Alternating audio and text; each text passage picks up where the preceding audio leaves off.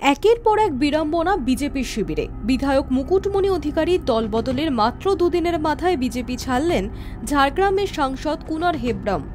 দল ছাড়ার কথা জানিয়ে দলীয় নেতৃত্বকে চিঠিও পাঠিয়েছেন তিনি। লোকসভার আগে শক্ত ঘাঁটিতে ভাঙনের ফলে স্বাভাবিকভাবেই উদ্বিগ্ন পদ্ম শিবির। কাকে কেন্দ্র থেকে প্রার্থী করা হবে তা নিয়ে তুঙ্গে চর্চা। আচমকাই লোকসভা নির্বাচনের মুখে কেন দল ছাড়লেন কুনার, সে কারণ অবশ্য স্পষ্ট নয়। ব্যক্তিগত কারণেই দল ছেড়েছেন বলে জানিয়েছেন তিনি। তবে সত্যি ব্যক্তিগত কারণ নাকি অভিমান বা অন্য কোনো কারণে তিনি দল ছাড়লেন তা নিয়ে ইতিমধ্যেই উঠতে শুরু করেছে প্রশ্ন। রাজনৈতিক মহলে চলছে নানা কাটাছেঁড়া। গত লোকসভা ভোটে জঙ্গল মহলে ভালো ফল করেছিল বিজেপি। ঝাড়গ্রাম লোকসভা কেন্দ্র জঙ্গল মহলেরই অন্তর্গত।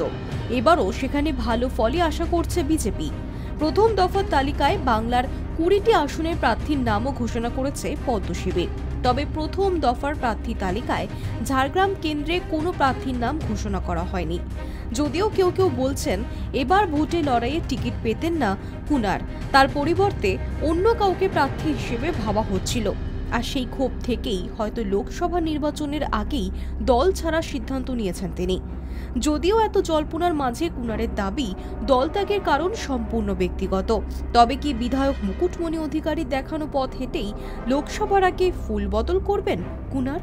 পদ্ম ছেড়ে ঘাসফুল শিবিরে যোগ দেবেন তিনি? সেই জল্পনা অবশ্য উড়িয়ে দিয়েছেন কুনার হেমব্রম। তার দাবি আপাতত রাজনীতি থেকে কিছুটা দূরে থাকতে চান তিনি।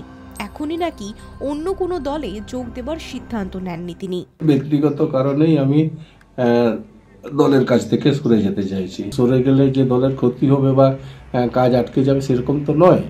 ভারতীয় জনতা পার্টি সর্বভারতীয় পার্টি, গোটা বিশ্বে তার নাম। এই জন্য আমার মনে হয় ব্যক্তিবিশেষ কোনো ব্যক্তির কাছে নির্ভর করে না দলের ভূত ভবিষ্যৎ। রাজনীতি আমি করতে চাইছি না।